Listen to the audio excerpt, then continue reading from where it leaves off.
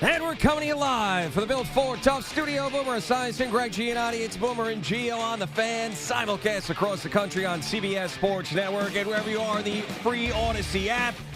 Good Monday morning. Boomer is out, not feeling well. No, he did not. He was also not there at the NFL today. He was not drinking last night. He is not hungover. That is not the reason why he's out. He is legitimately ill. I spoke to him on the phone several times over the weekend. He is fine. He's doing okay. He's just not well enough to come into work and do the job that he needs to do. So I think he'll definitely be back by Wednesday. He may be back by tomorrow, depending on the rate of healing that the big man can do. I know he's probably doing everything to make sure that he gets healthy. The IV doc and all of that stuff. Maybe some Reposado as well. But that means that Jerry is here with me this morning. Good morning, Jerry. How are you? So I turn on the NFL Today yesterday. Yeah. And I see that, Boomer's not there and J.J. Watt's in his spot and JB and Boomer get better, buddy. We miss you and we love you and we can't wait to see you again next week. And so I wore the Team Boomer hoodie in support of Boomer, and 30 seconds into the show, Eddie's taking shots at Boomer. A little bit different of a start to the program as opposed to the NFL Today. Right, absolutely. And then apparently Phil, who did the pregame Sounded show. awful. Yeah. So Screw Phil Simms! So I didn't I didn't end up, I'll tell you later about what I got roped into doing for the early portion of Sunday yesterday, but I didn't get a chance to see the NFL today. Yeah. So then I hear that Phil's gone. He left too. Yeah, Phil. So I watched the NFL today. I watched the pregame show yesterday, and he sounded terrible, very hoarse. I mean, he didn't look bad, but he sounded bad, and so they obviously sent him home. And there was at one point during the program where JJ, I think what they were doing was they were going over their preseason or their Week 1 Super Bowl picks, and so they're going around the table showing what they picked and what they want to do now, and how wrong everybody was or probably is. And as JJ Watt's doing his thing, all you hear is and I'm thinking someone hit the cough button. I thought it was Phil. Yeah. So as J.J. Watt's wrapping up, JP goes to Nate, "Nate, take this." It was James Brown. Oh, no. It wasn't Phil, so he was having a little bit of a coughing fit. So it was all going around. Well, get it out now before the Super Bowl, guys, because it's a CBS Super Bowl. So let's go. Let's build up this immunity and make sure that everybody is healthy for the big game.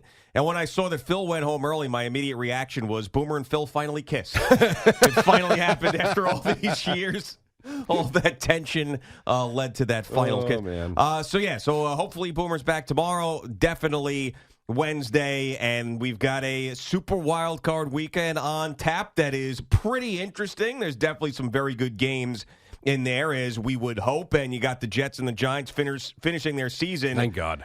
With wins. Yeah, how about that? And you got a chance to see them go out on a high note, I guess, if you wanted to see that and all the debate about losing games and draft picks and whatever else. Both of these coaching staffs, I feel like, needed those wins to go into the offseason feeling a little bit better about things. But really, ultimately, it doesn't matter when you end up coming back the next season. There's no carryover there from Week 18 of the previous season. But thank God is right, as you mentioned, because this was, of all the seasons that we have had here that have been bad in the last number of years, I could really make a case that this was the worst one combined with both of these teams because of the expectations for both of them going into the season. Yeah, I mean, you had a Jet team that really did have Super Bowl aspirations, and whether you want to say, well, they really weren't as good as we thought, all right, maybe, but you had a really good defense. You had Aaron Rodgers and all the excitement of the offseason. I think it would have been, especially looking at the AFC, you're going to tell me there's a team that if Aaron Rodgers wasn't healthy or if he was healthy and this team played up to its capabilities, you're going to look at that AFC and tell me there's not a team they can't beat. I think they could beat anybody in that conference. And unfortunately for them, it lasted 4 plays and the season was a complete ugh. And for the Giants, while, it's interesting with the Giants in terms of expectation because they played so well in Minnesota in that playoff game last year, got their doors blown off in Philly, but the feeling going into the into the offseason was that strides were made, good head coach, good front office, all of this stuff, Daniel Jones, the blah, blah, blah, blah, blah. And yet, when you looked at the over-under number, when you look at the way people picked them, still kind of thought of them as like a 9-win team. Maybe if things go well, they win 10 games. I don't think anybody thought they were a Super Bowl team, but still a postseason team. And both teams coming up way, way short of any expectation. Yeah, and I think we know exactly what the Jets are going to be next year with the roster standpoint. There's going to be a couple of guys that are gone. I don't think Mekhi Becton is going to come back. It seems like Bryce Huff is probably going to get a big deal somewhere else. I mean, there's a bunch of guys that are at the end of their deals, or it's just over for them in a Jets uniform. Zach Wilson, we understand, is gone, but we know what the framework of this team is going to be. You know, the Giants next year, I'm not so sure what the hell they are going to be. Are they going to end up drafting a quarterback in the first round? Is Daniel Jones going to be healthy for week 1? Is Saquon Barkley going to be here? It didn't sound like he was going to be here. Then I heard Tiki on Evan and Tiki say that he believes the Giants are going to sign him to a long-term deal this year. So that is something that's big and up in the air. And they just got to get more weapons, man. Like, the defense played pretty well towards the end of the year. They've got a few guys there that you want to build around. And I feel good enough about that unit, a piece here, a piece there. But they just don't have any weapons offensively. You look around the league, some of the worst teams in the league have 3 or 4 or 5 better weapons than the Giants have. So that has to be the focus for Joe Shane, is getting an NFL offense for once. Because even when they went to the playoffs last year offensively, they were putrid. Yeah, I thought Darren Waller was going to be that guy, and for a variety of reasons, he wasn't this year. When they made that signing, I really thought that was a missing piece. That said, you're right. I mean, if you look at all the teams that are in the playoffs, maybe not all of them, but certainly most of them have that go-to wide receiver. Like the Cowboys yesterday threw 13 balls at CeeDee Lamb. 13 targets. He caught all of them, which was interesting, but he got 13 targets. DeAndre Hopkins, Titans aren't, to your point, the Titans aren't a playoff team, but they have DeAndre Hopkins. They've got a guy that you fear. Like, every team's got at least one wide receiver that you would think can beat you on a specific day.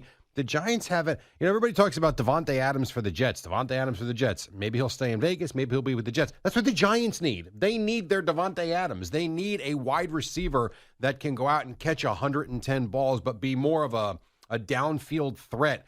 They haven't had it, and that's, to me, part of the problem. Yes, the quarterback is an issue, too, in terms of who it's going to be next year, week 1. But I agree with you. They need an offense to come into the 21st century, because right now it's Yeah, I mean, and Brian Table's a guy that has made a lot out of nothing offensively. Yeah. Obviously, he got Daniel Jones $40 million with his offense. He made Josh Allen into the player that he was early on in his career. He made the offense look pretty damn good yesterday. He made Tommy DeVito a star for 2 or 3 weeks. So if he actually has a guy like he had in Josh Allen that he's able to tutor, then maybe all of a sudden the Giants have a quarterback for the next 10 years or 15 years, because that's what they need. I'm just really curious to see. Now, they will be the 6th overall pick this year, so we'll see. I mean, and this is another one of these situations, too, that they're going to want their own guy, Daboll and Shane, meaning the quarterback, like, especially because they can get out of the Daniel Jones contract at the end of next year. They're going to want to get their hands on their guy, but they can't do it if it's the second or third guy on their list just for the sake of getting their hands on their own guy. For example, the New York Knicks have exercised a ton of patience during this rebuild, or whatever you want to call it, to wait for that superstar. They haven't pulled the trigger on something crazy and blown up the franchise like they used to do when Isaiah Thomas was there and everybody else. So that is sort of what the Giants need to do. If they love the guy that falls to them at 6, if he's a quarterback, then great. But if that guy's the 3rd-rated quarterback on your list and you're just like, we just need to get a guy in here to be our guy and we can fix him, I don't want them doing that. Right, don't chase it. Yeah. Don't chase it. Get the guy you want, and if he's not there, you go to the next guy on your board. And it doesn't have to be a quarterback. I understand the lore and the thinking of the fans. Oh, 6th pick, top 6 pick, you're going to get it. You don't know that. I mean, we can have the conversation about Zach Wilson and Trevor Lawrence for 4 hours if you want, because I don't know how much of you watched that game yesterday. He was terrible. Trevor Lawrence, he doesn't, I shouldn't say stinks. He doesn't stink. But the idea that Trevor Lawrence is the next coming of Dan Marino, I mean, he missed some big throws yesterday. Had a couple of bad interceptions, made a bad play at the goal line. I mean, everybody thinks that the Jets missed out on Trevor Lawrence. Maybe. But maybe Trevor Lawrence is Zach Wilson if he was here. Who knows? Yeah, I know. It's interesting. So going into this season, Trevor Lawrence was the trendy MVP pick because he was coming into his own. He went to the playoffs. The odds were pretty good. Jacksonville in a crappy division. He could put up big numbers. Second year with Doug Peterson. So that's how high he was. Yeah. You know, going into the playoffs, having that huge comeback against the say Chargers. That game, yes. So, like, all of this was coming in, and then he came in, and this year was not so good.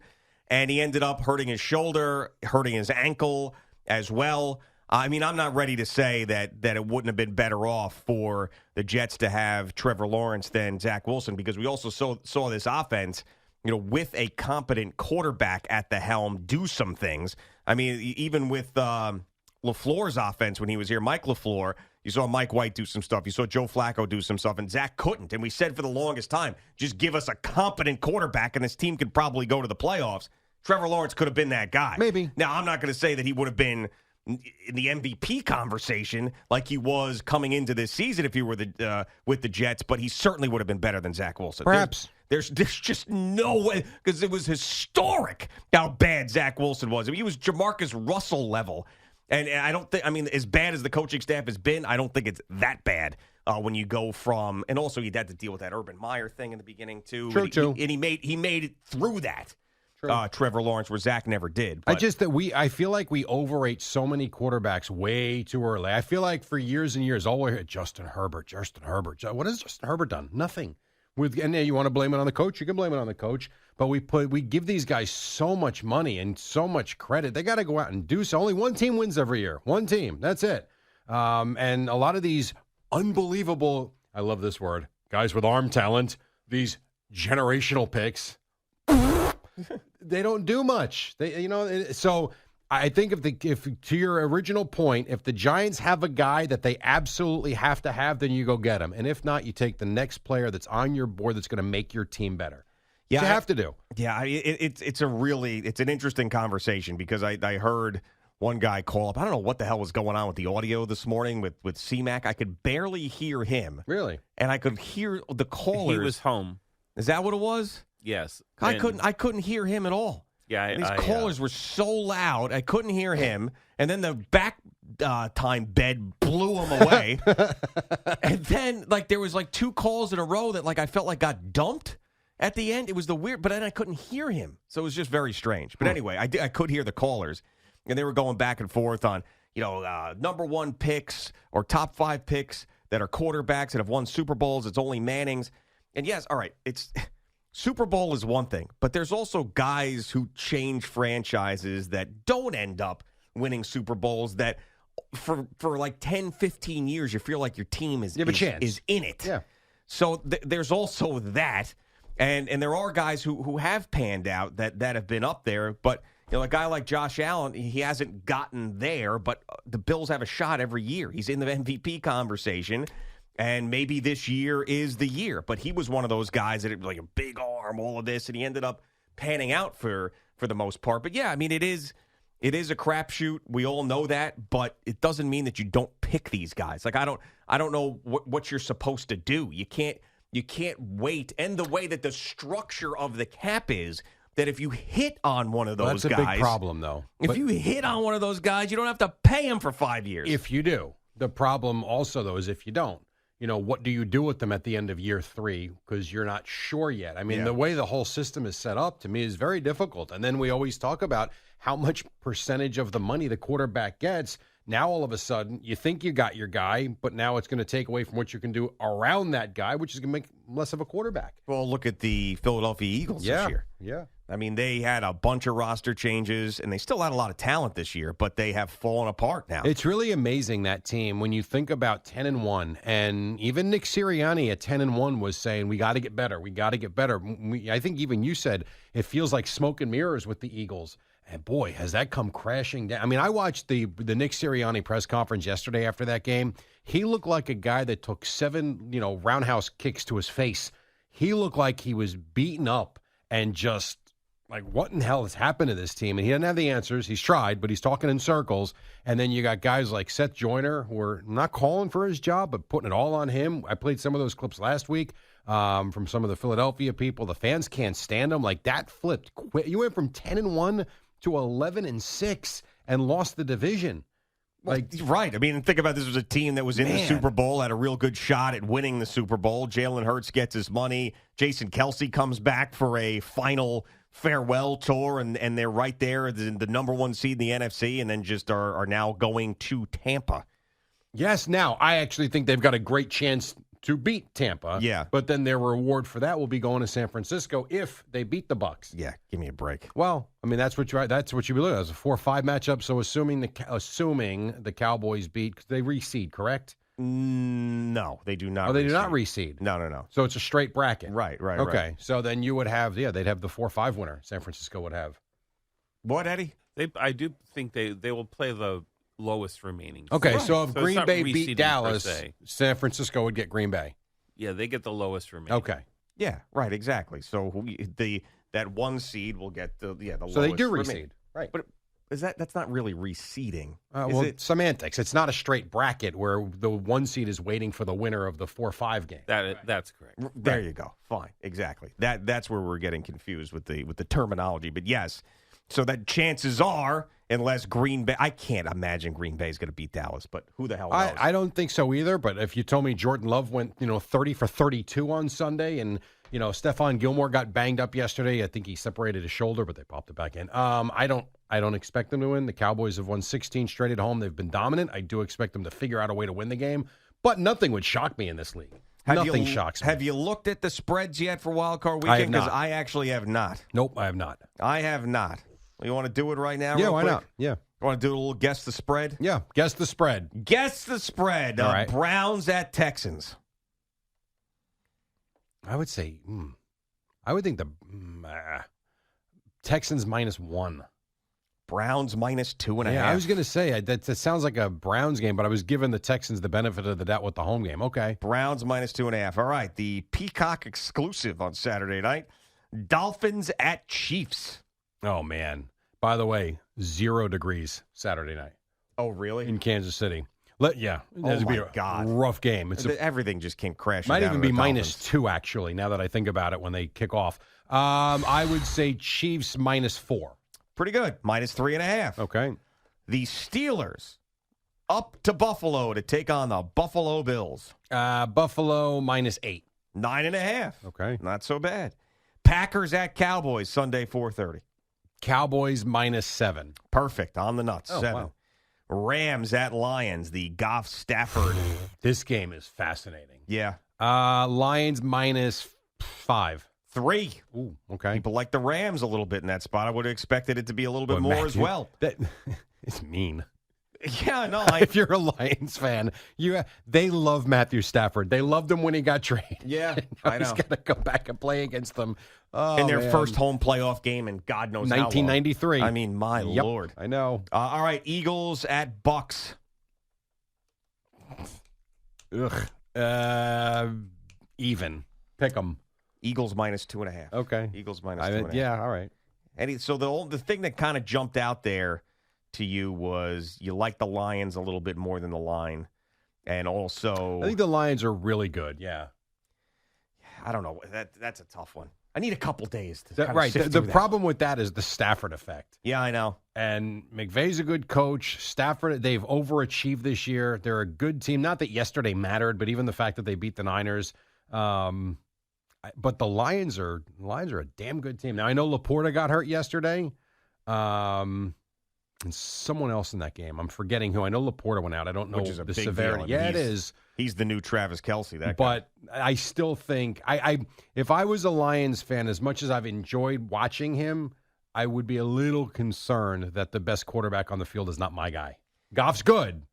Stafford's the better quarterback. And by the way, if you are the Green Bay Packers, you're going to go nowhere. But if you're a Packers fan, this year has got to feel great for you, just in the sense of last year, last game of the season. Sure.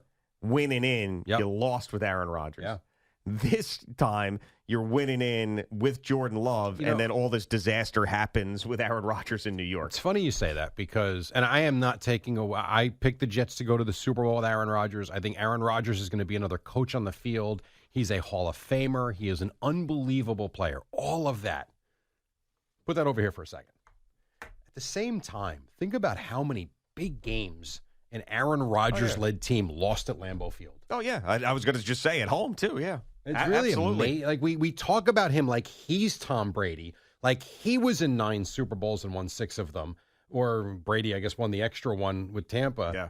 He won once. In all those years. 2010. One time. That's right. And didn't go back. It's not like he went and lost a bunch of Super Bowls after that either, you know? And a lot of big regular seasons. That is right. Yeah. MVPs all over the place. All right, it is Boomer and Gio and Jerry in for a sick Boomer this morning. CeeLo joins us just a couple of minutes. It is Black Monday. One head coach has already been fired, Arthur Smith of the Falcons. This is a refresh the phone every 5 seconds to see if there's a surprise out there. We've gotten some surprises over the last couple of years. I don't know if we'll get a big one this year, but we'll be paying attention to it. We know that Brian Daboll and Rob Saleh aren't going anywhere, but plenty of coaches will.